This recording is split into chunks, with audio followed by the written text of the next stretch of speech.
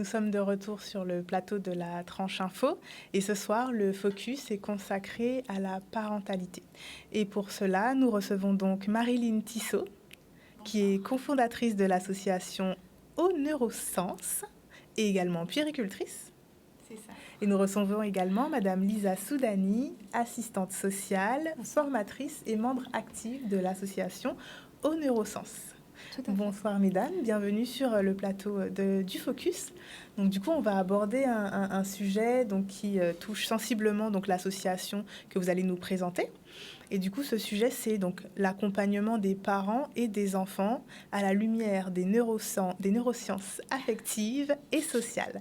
Alors, est-ce que dans un premier temps, vous pouvez nous parler de votre parcours et de nous dire comment vous en êtes venu justement à aborder ce sujet et à y travailler? Mais tu commences, Lisa. Allez. Bonsoir à tous. Donc, comme vous l'avez présenté, je suis assistante sociale. Et donc, c'est vrai que de par mes missions de base, j'ai pu accompagner des familles et des enfants dans leur développement social, affectif, relationnel. Et de fil en aiguille, j'en suis venue à m'immiscer au sein de l'association Au Neurosens, qui est une association de promotion des neurosciences affectives et sociales en Guadeloupe. Et donc, on a, avec ma collègue Marilyn et Madame Morin, mis en place différentes activités. Je vais laisser Marilyn présenter l'association. Très bien. Donc moi je suis puéricultrice, cofondatrice donc de l'association Au Neurosens, donc avec Marie-Claude Morin qui est cadre de santé. En fait, pour parler de cette association, il faut d'abord parler de l'association des puéricultrices de Guadeloupe. C'est vraiment dans cette association que j'ai rencontré donc Marie-Claude Morin. On a participé ensemble à différentes formations, différents congrès. Donc voilà, là c'est la photo donc avec Marie-Claude Morin sur la gauche, Catherine Gueguen au centre et puis donc moi donc sur la droite.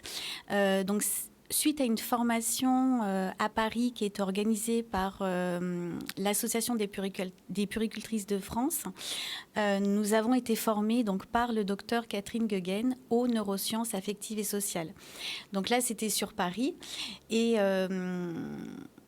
à la suite de cette formation, en fait, il nous a semblé essentiel, donc avec Marie-Claude Morin, que cette personne puisse venir en Guadeloupe pour présenter son travail. Et puis nous, avec l'association, donc à l'époque des puéricultrices de Guadeloupe, nous avons donc en 2019 initié un grand congrès qui a réuni pas mal de professionnels. Et du coup, donc Catherine Gueguen nous a fait l'immense honneur d'être avec nous à ce moment-là.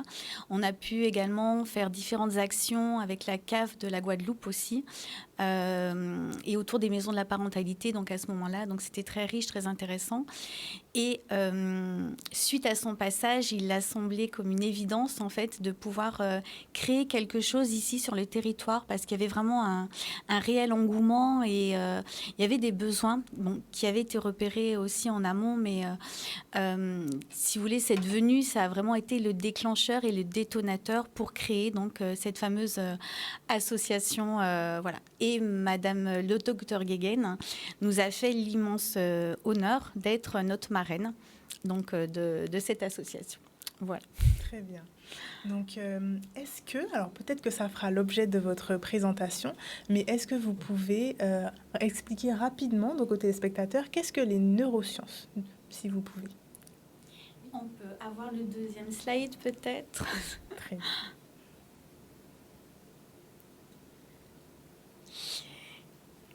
Je prends la suite. Donc les neurosciences affectives et sociales, qu'est-ce que c'est? C'est un mot un petit peu compliqué pour expliquer des choses très simples, puisqu'en fait, les découvertes récentes sur le développement du cerveau de l'enfant et de l'adulte nous apprennent aujourd'hui qu'une grande partie de cet organe est dévolue aux relations sociales, aux émotions et aux sentiments.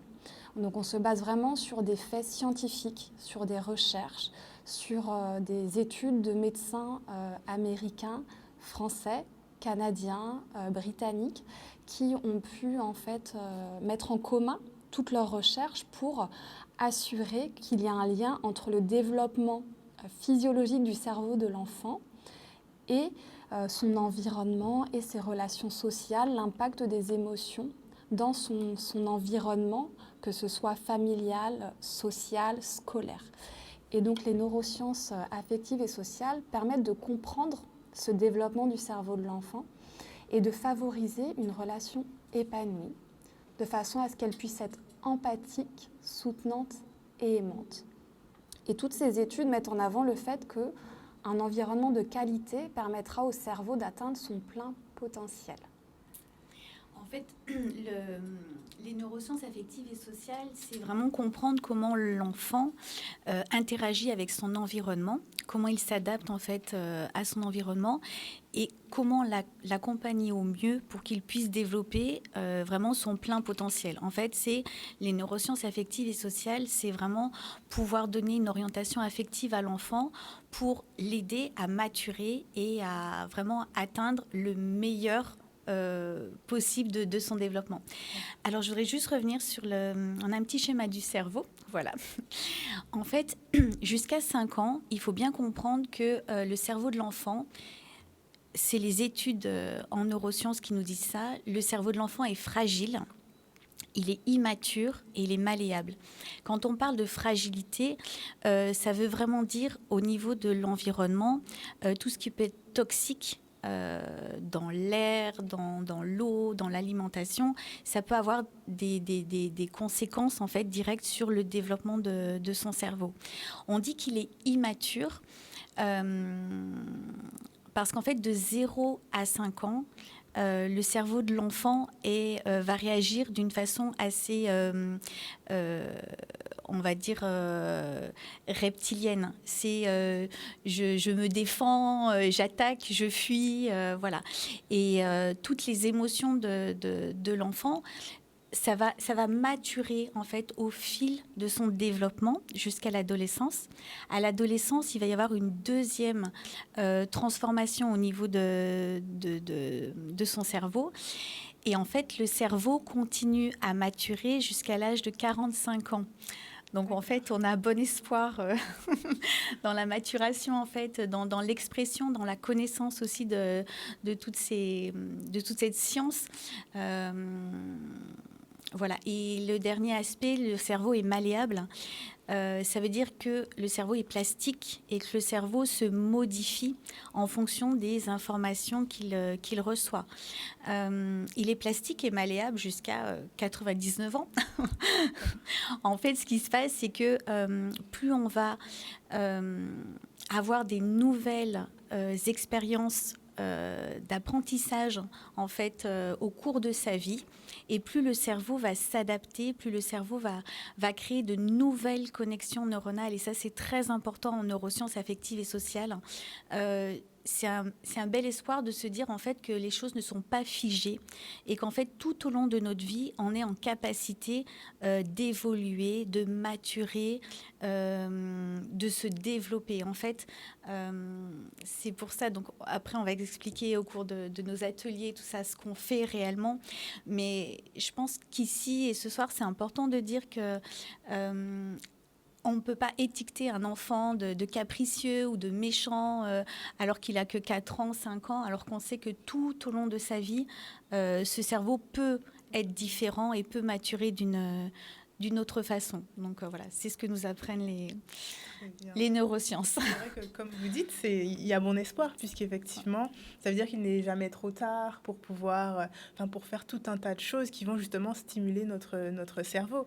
Donc, on a encore le temps, donc il faut en profiter. Et surtout, comme vous dites aussi, ne pas figer, on va dire, un enfant avec un caractère particulier parce que celui-ci est amené à évoluer. Tout à fait. Et l'objectif de l'association, c'est vraiment de sensibiliser, d'informer et de former les parents à cette plasticité cérébrale, de façon à ce qu'ils puissent accompagner leur enfant du mieux qu'ils peuvent avec les informations dont ils disposent. Et c'est important pour nous aussi de venir accompagner et former les professionnels de l'enfance et de la famille, de façon à ce qu'ils puissent adapter leurs outils, que ce soit des outils pédagogiques, des outils pour favoriser l'apprentissage ou pour du mieux vivre en société. Mais on a vraiment ce rôle-là au sein de l'association de promouvoir les neurosciences, de pouvoir démocratiser ces théories pour montrer que c'est assez simple à comprendre et qu'on peut tous interagir et favoriser le bon développement de l'enfant.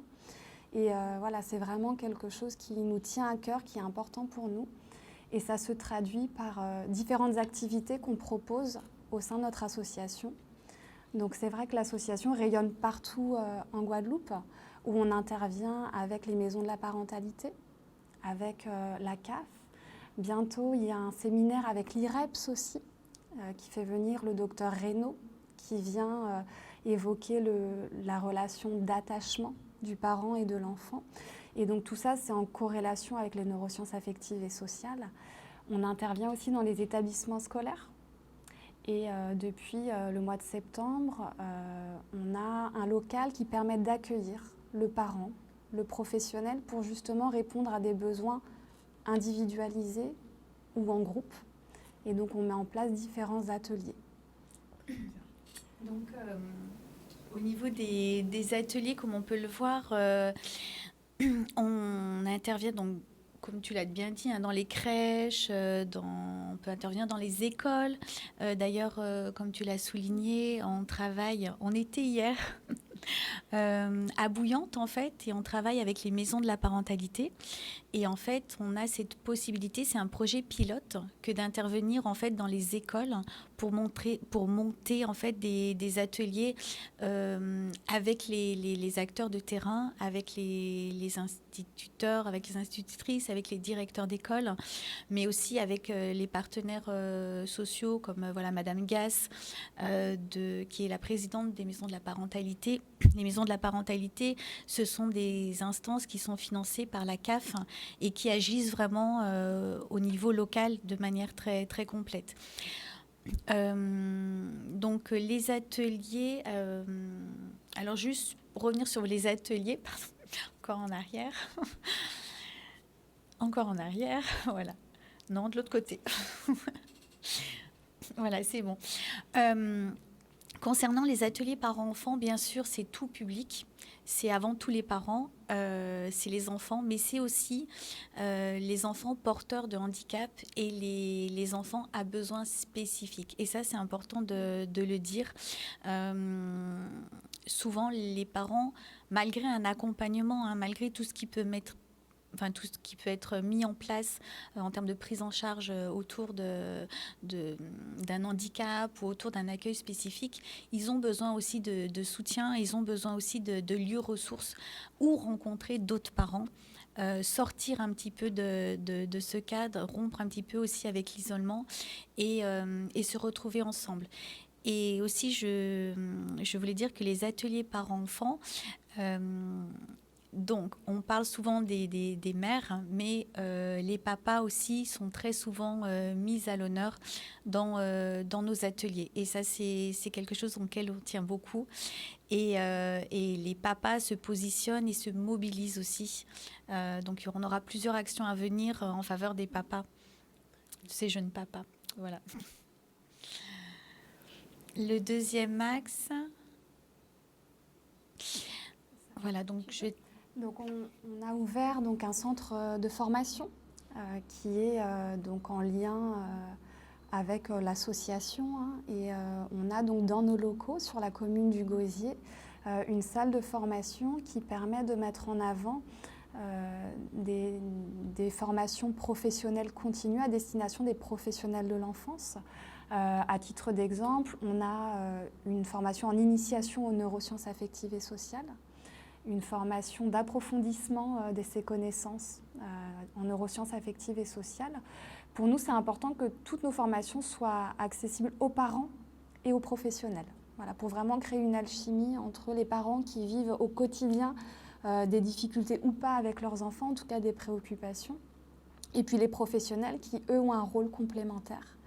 On a la mise en place d'une formation à titre d'exemple autour des réflexes archaïques avec Paul Landon qui nous fait l'honneur de venir en septembre l'année prochaine pour outiller les professionnels sur des accompagnements un petit peu différents de ce qu'on a l'habitude de proposer, toujours dans l'objectif de répondre aux besoins de l'enfant et de l'accompagner dans toutes les étapes de son développement et de travailler à chaque fois le corps et l'esprit. Voilà, de se dire qu'on va stimuler des compétences physiques, sans parler de performance, mais autour de la sensorialité, de la motricité fine, la motricité globale, et de travailler des compétences cognitives relationnelles, de par un travail des émotions, etc. Et on va mettre en place aussi une formation en pensée visuelle, en facilitation graphique, pour aussi outiller, par exemple, des enseignants qui peuvent parfois être en difficulté face à des enfants qui ont des besoins spécifiques et de pouvoir s'outiller de façon différente pour répondre à des besoins peut-être particuliers à des moments donnés. On est aussi situé sur la préservation des professionnels de l'enfance et la prévention de l'épuisement professionnel. Parce que prendre soin de soi en tant que professionnel est nécessaire pour prendre soin de l'autre.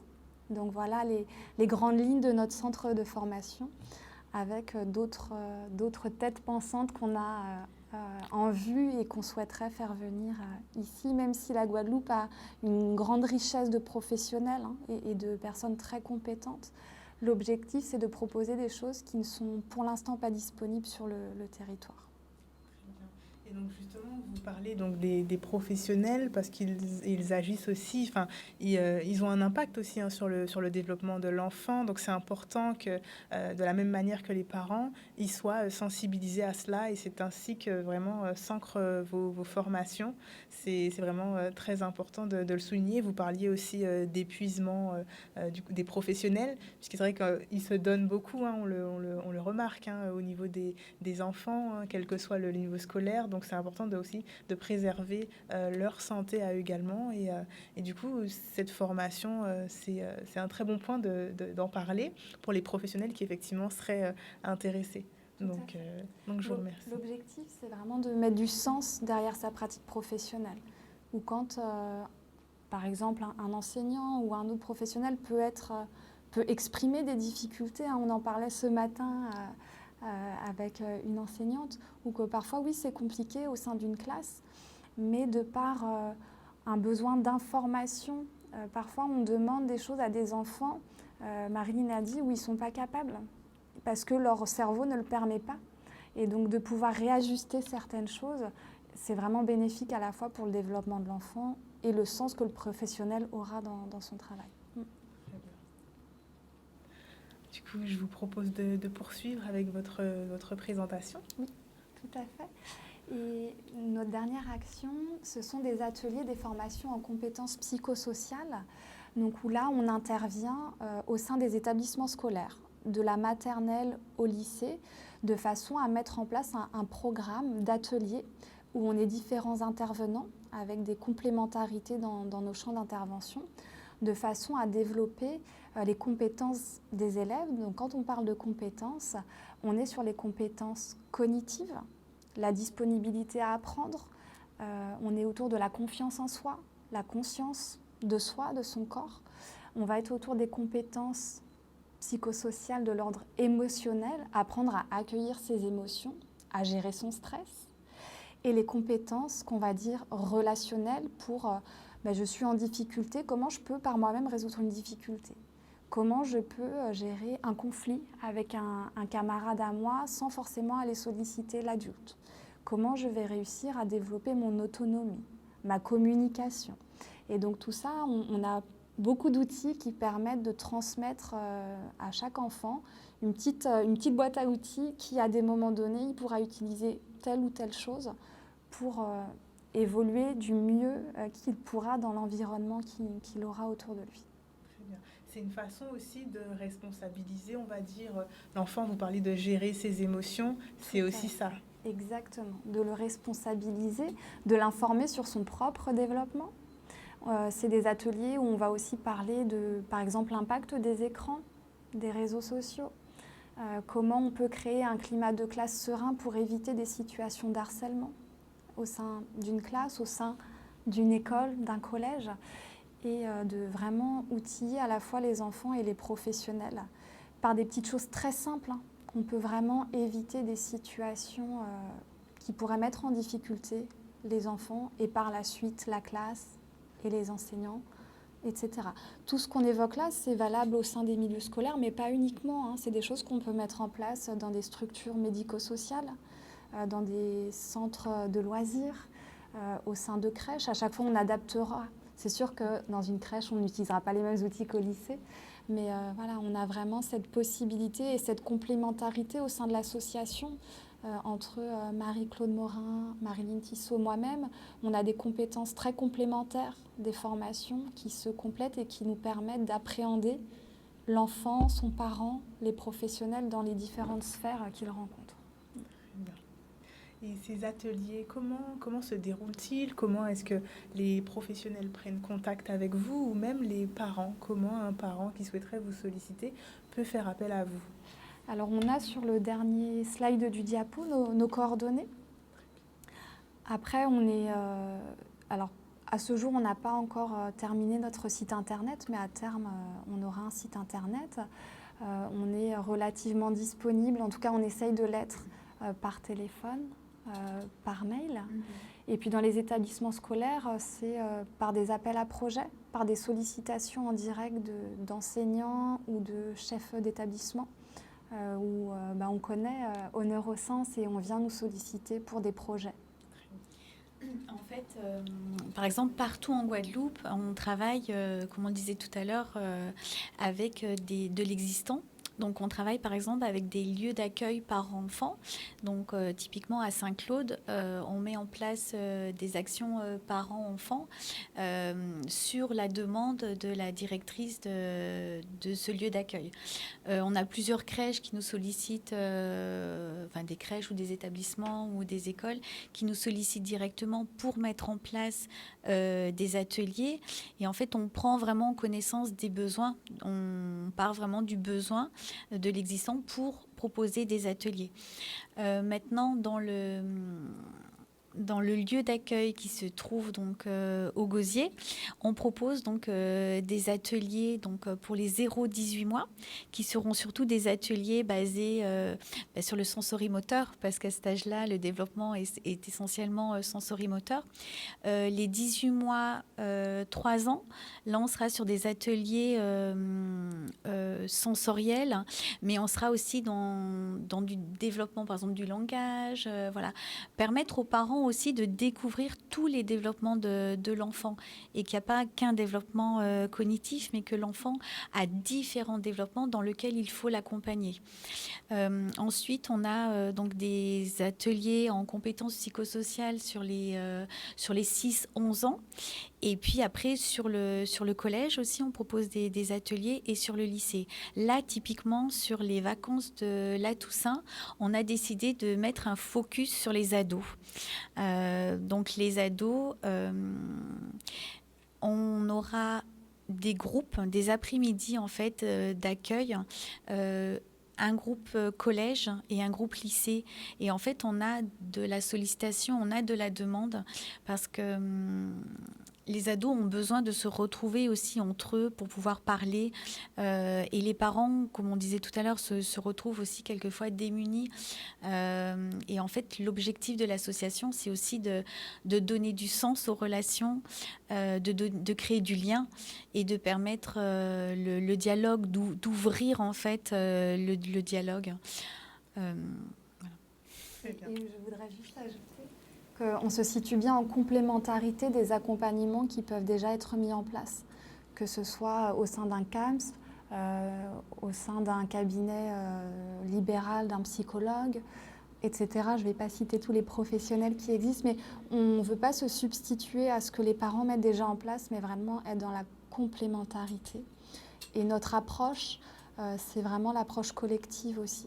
On peut répondre à des besoins individuels, mais on croit beaucoup dans la force du groupe et les interactions qui peuvent y avoir entre des ados réunis sur des problématiques communes ou pas. Ça crée vraiment une entraide, une coopération. Et c'est pour nous ce qui est vraiment important, comme tu l'as dit, de recréer du lien entre les jeunes et entre les parents et les enfants. Très bien. On est passé rapidement sur une slide. Je voudrais bien la voir en visu. Alors, justement, on va pouvoir poursuivre la présentation. On va faire une courte pub et ensuite vous pourrez nous expliquer en détail justement donc, les neurosciences, comment ça s'applique. Vous pourrez le faire, donc comme ça vous aurez tout le temps de nous expliquer tout cela. Et du coup, on se retrouve dans un instant, juste après la pub. À tout à l'heure. Nous sommes de retour sur le plateau de la Tranche Info pour ce focus dédié à la parentalité et plus précisément aux neurosciences affectives et sociales. Et nous sommes toujours en compagnie de Marilyn Tissot et Lisa Soudani. Donc nous allons poursuivre ce focus avec une question auquel je pense vous pourrez répondre. Comment est-ce que les neurosciences favorisent une relation saine entre les parents et les enfants ? On peut parler en fait de l'installation d'une relation idéale en fait.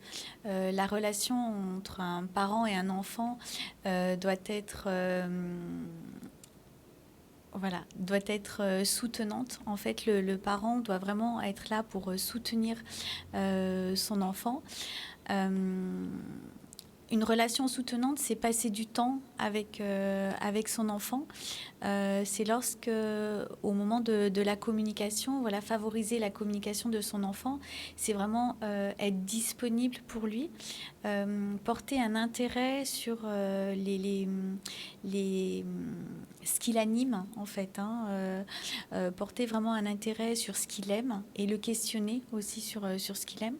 Donc une relation soutenante, favoriser la communication, accompagner son enfant dans ce qu'il vit, avec un regard quand même empathique en compréhension. Donc c'est pour ça qu'on parle de relation optimale ou de relation idéale, parce qu'il faut bien s'imaginer aussi que quelquefois dans la vie de tous les jours, on n'est pas disponible à ça, et quand son enfant va vivre une situation qui pour lui est problématique dans son corps parce qu'il a un cerveau immature, lorsqu'il va se confronter à ce parent qui n'est pas disponible, qui par la charge de travail, de la charge à la maison, n'est pas disponible, du coup il y a un petit conflit qui peut s'instaurer, et en fait à ce moment-là, c'est important de dire aux parents qu'il fait ce qu'il peut sur le moment, mais il faut bien garder en tête que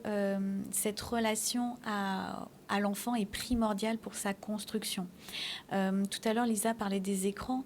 C'est vrai que bien souvent, au quotidien, les écrans sont omniprésents. Et même chez les tout petits, on peut voir des enfants, même à l'âge de 2 ans, devant des écrans. Donc, l'association a vraiment à cœur de faire toute une campagne sur les moins de 3 ans, même les moins de 5 ans, et les effets néfastes de ces écrans chez les tout-petits. Mais ça sera vraiment l'objet d'un autre sujet réel. Le parent qui accompagne cet enfant doit être vraiment disponible et surtout sécurisant. L'enfant va apprendre parce qu'il va se développer dans un cadre qui sera jalonné par des règles. Et en fait, ces règles, ces limites, ces interdits aussi, quelquefois, que le parent peut poser, sont vraiment nécessaires à la construction du cerveau de l'enfant. On ne peut pas laisser un enfant livré à lui-même en disant il gère, il va faire ses affaires. Non, dans la construction, et pour que le cerveau puisse se développer de façon optimale, le cadre posé par le parent, les limites, les règles sont primordiales. C'est pas bienveillant de laisser faire à son enfant n'importe quoi. En fait, le parent doit être le garant de cette construction et ne pas laisser son enfant décider seul. En fait, dans la construction, et les études nous le disent en neurosciences, le cadre de l'environnement, donc le cadre sécuritaire, mais aussi on parle de cadre affectif, avec des règles de sécurité en fait affective. Je suis là, je suis ton parent, je décide de ce qui est bon pour toi. On peut ne pas être d'accord sur certains choix de t-shirt, de couleur de t-shirt. On a le droit de ne pas être d'accord, mais fondamentalement, le parent doit vraiment avoir cette relation à son enfant et lui dire que même si on n'en est pas d'accord, l'amour qui nous lie, lui, reste toujours présent. Et ça, c'est hyper important. On peut se fâcher avec son enfant, on peut ne pas être d'accord, on peut se fâcher aussi avec sa collègue sur des points de vue différents. Mais en fait, ce qui est important de souligner à l'enfant dans sa construction, dans son identité, c'est que je suis là pour toi, je suis en amour pour toi, et ça ne change pas. C'est l'amour inconditionnel. Et je suis là, c'est parce que je vais te dire non, c'est parce que je vais te poser un cadre que ça va permettre de grandir. Et tout à l'heure, on parlait d'un environnement optimal, d'un environnement sain et sécurisant pour l'enfant. Et en fait, les règles, la place du parent, le fait que le parent soit en proximité avec son enfant, c'est nécessaire vraiment à ce que l'enfant puisse déployer, alors on aime bien dire ça, mais c'est la réalité, dans un environnement sain, son plein potentiel. Et un environnement sain, c'est vraiment cette construction psychique, affective et sécuritaire au niveau de l'environnement. Très bien. Et ça, c'est que ce soit à l'âge de 3 ans ou même de 8 ou 9 ans. C'est-à-dire que voilà, il n'y a pas vraiment un âge où on lâche un cadre, où on laisse tomber le cadre. Surtout pas. C'est tout au long de son développement, et chaque enfant aura des besoins qui vont se manifester à des moments précis. On n'a pas de recette toute faite de la parentalité où il faudrait faire ça à tel moment, à tel stade, à tel âge en tout cas. Nous, on n'a pas cette vocation de donner une recette toute faite aux parents. Puis je pense que si ça existait, ça se saurait et on vivrait dans un monde très apaisé et très pacifié. Aujourd'hui, on n'en est pas là. Et l'objectif, c'est vraiment de partir de ce que le parent a avec lui de disponible, de par son histoire personnelle, son histoire familiale, de par ses propres émotions en tant que parent. Et c'est l'accompagnement de quel parent je suis, quel parent j'ai envie d'être, et comment je peux mettre en place tout un tas de choses pour accompagner mon enfant à se sentir le mieux possible dans sa tête et dans son corps. Et donc on est vraiment sur ces objectifs-là. C'est vraiment notre fil conducteur au sein de l'association et des interventions que l'on fait. Sur le terrain, par exemple, on a l'habitude de voir des CPE. En fait, on travaille aussi dans les collèges, on intervient dans les lycées. Et en fait, ce qui est à noter, c'est que souvent, à l'entrée du collège, on va laisser ce cadre. On a l'impression qu'il tombe un petit peu, alors que c'est à ce moment-là que les enfants ont le plus besoin de cette construction, ont le plus besoin de parents. Et en même temps, c'est très fin, parce qu'il faut à la fois laisser une autonomie, parce qu'ils rentrent dans l'adolescence, et à la fois les sécuriser dans un lien. Et c'est tout cet équilibre et cette finesse à trouver. Mais en parlant avec des personnes de terrain, et notamment par rapport aussi à ce qu'on vit actuellement au niveau de toute l'actualité sur le harcèlement scolaire, le fait de ne pas avoir de cadre, le fait de laisser les enfants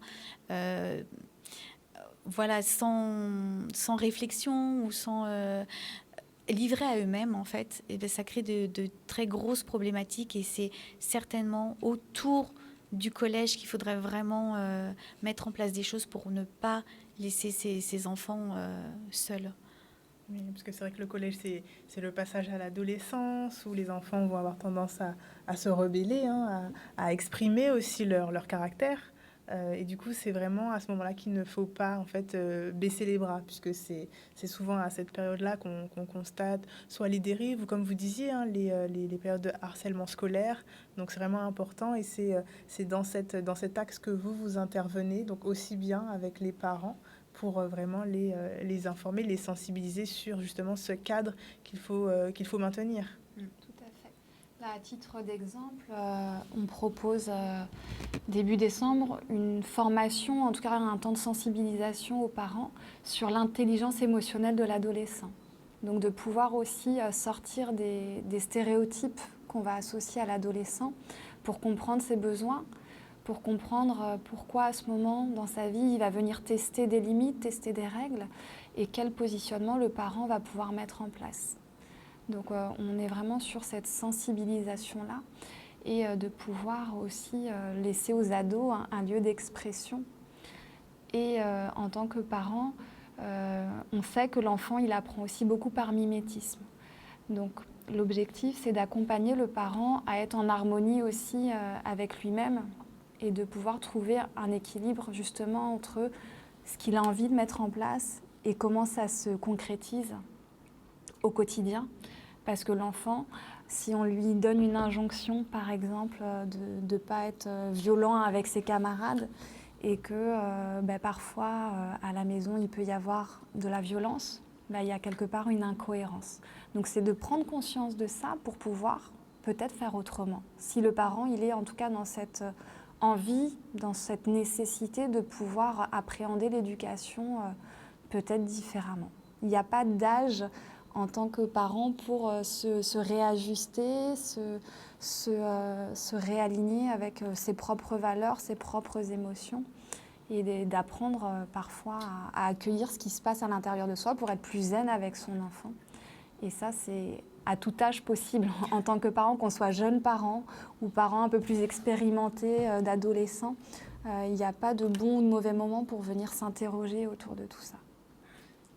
Et je rebondis juste sur ce que dit Lisa, et pour, entre guillemets, si on pourrait résumer un petit peu les neurosciences, affectives et sociales, c'est beaucoup, c'est partir sur la connaissance de soi. Et en fait, lorsque on aura une connaissance précise de soi, de comment on interagit, de comment on vit ses émotions, comment on vit ses besoins, à ce moment-là, on pourra être dans la connaissance de l'autre et savoir comment l'autre réagit. En fait, c'est important de noter, et c'est ce que l'association met en lumière, c'est la compréhension de ce que je vis, mais surtout la compréhension de ce que vit l'autre. Et c'est pas... alors, l'humain naît empathique. On l'oublie quelquefois, mais fondamentalement, lorsqu'on vient au monde, on a tout le matériel nécessaire pour être empathique. D'accord, que ce soit pour la survie ou l'attachement que la mère aura pour son enfant, on est empathique. Après, au fil du temps, on a tendance à oublier ça, à oublier qu'on est dévolu vraiment pour les relations à l'autre, les relations sociales. Et même si quelquefois la société nous conforte dans un certain monde de pensée, dans un certain mode de consommation, en fait, revenir à l'essentiel, c'est ce qu'il y a de primordial. Mais voilà, mettre le focus, si j'ose dire, sur ces relations et que rien n'est perdu, en fait. On peut apprendre, parce que c'est aussi un apprentissage que de communiquer au mieux, que de se donner aussi les moyens de mieux communiquer avec son enfant. Et de se donner, en fait, la possibilité de ce changement-là. Il n'y a pas un mode de communication, il y a vraiment un apprentissage, un processus, et toutes les personnes qui souhaitent entrer dans une meilleure communication à soi ou une meilleure communication à son enfant, les neurosciences affectives et sociales peuvent vraiment être un outil efficace pour cette compréhension de ce développement de cerveau. Et comment est-ce que vous introduisez cela justement dans vos ateliers? Quelle est votre approche pour justement guider les parents, les accompagner? Puisque peut-être que certaines choses peuvent être, on va dire, mal prises. Donc comment est-ce que vous abordez la chose dans le cadre de vos ateliers? Comment est-ce que vous menez, on va dire, ces ateliers? Alors, on va toujours partir du besoin exprimé par le parent. Le parent, quand il vient à l'association, quand il nous sollicite, c'est qu'il a un besoin. Donc, on va partir de ce besoin pour déjà échanger. On dit que la parole est libératoire. Donc, déjà, le fait de se retrouver avec plusieurs parents, encadrés par des professionnels, ça permet déjà, il y a presque la moitié du travail qui est fait. Et ensuite, on va, pour chaque âge de l'enfant, proposer des outils différents. Pour les tout petits, on va être sur, comme Marilyn disait, un accompagnement en lien avec le sensoriel. Donc on va peut-être parfois proposer des massages entre le parent et le bébé. On va proposer des ateliers où l'enfant va stimuler et va développer sa motricité. Pour des plus grands, on va être sur des temps de parole, on va utiliser des livres, des accessoires pour évoquer les émotions. En fait, on a une multiplicité d'outils qui permettent juste de libérer la parole et aux parents de faire son cheminement. Voilà, comme je le répète, c'est important pour nous de dire qu'il n'y a pas de recette de la parentalité. On va vraiment partir de ce avec quoi le parent y vient, ses croyances, ses valeurs. Est-ce qu'il y a des choses à déconstruire pour après reconstruire? Et c'est vraiment un cheminement. Ce n'est pas un atelier qu'on va révolutionner une communication au sein de la famille, mais c'est vraiment la répétition, le mimétisme, la remise en question de certaines choses pour pouvoir reconstruire un mode de communication plus serein à la maison. Et c'est surtout donner, on le disait, mais c'est surtout donner du sens aux relations et de la confiance.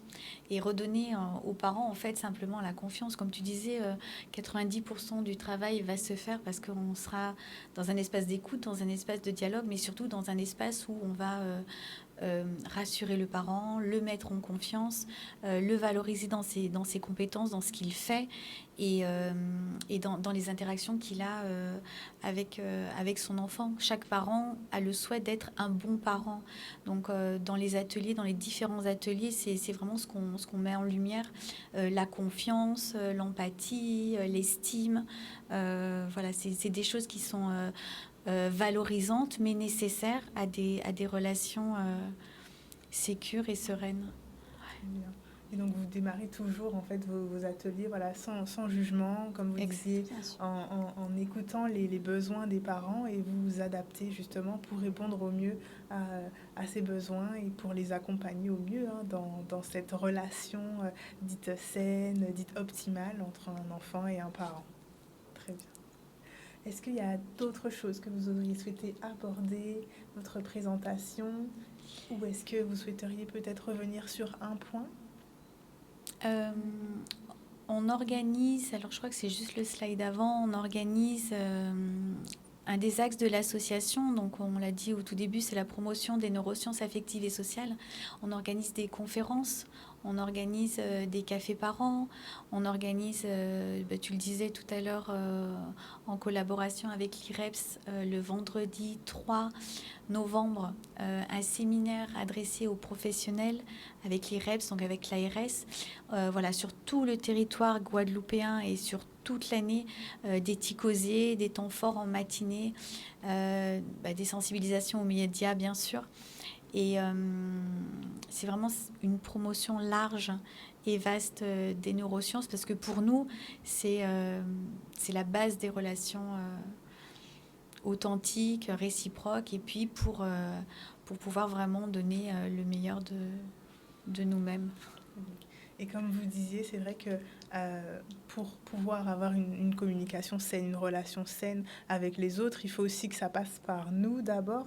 C'est vrai que c'est important de revenir sur cela. Je pense qu'il y a aussi beaucoup de personnes qui se questionnent encore sur elles-mêmes. Et donc, au sein de vos ateliers, vous abordez déjà le soi, le moi, avant de pouvoir aller vers l'autre. Et c'est vrai que c'est très important de revenir sur ce point. Et donc, du coup, pour venir vers vous, vers l'autre, on va repréciser donc pour nos téléspectateurs où est-ce qu'on peut retrouver l'association Neurosens, comment est-ce qu'on peut vous contacter. Je vous laisse nous présenter tout cela. Donc l'association, elle rayonne sur toute la Guadeloupe. Donc selon les projets, selon les sollicitations, on s'adaptera aux besoins. Après, il y a nos coordonnées téléphoniques. On est sur les réseaux sociaux. On est joignable par mail et on a un local sur Gosier pour l'instant. Et on est relativement disponible en tout cas pour échanger à une simple question ou un besoin d'accompagnement ou une intégration aux ateliers. Enfin, on est vraiment sur différentes interventions, on répond à des appels à projets, on peut travailler avec des communes sur Gosier, sur Sainte-Anne. en établissement scolaire. Donc, je ne peux pas vous dire il y a une seule et unique façon de nous contacter puisque ça dépend du canal par lequel on va avoir besoin de revenir en contact avec nous, mais on est relativement disponible. Et puis Marie-Claude Morin est aussi très active au sein du département et dans la diffusion et la promotion des neurosciences affectives et sociales. Et c'est quelqu'un qui est très réactive en complémentarité de Marilyn et moi-même. Très bien.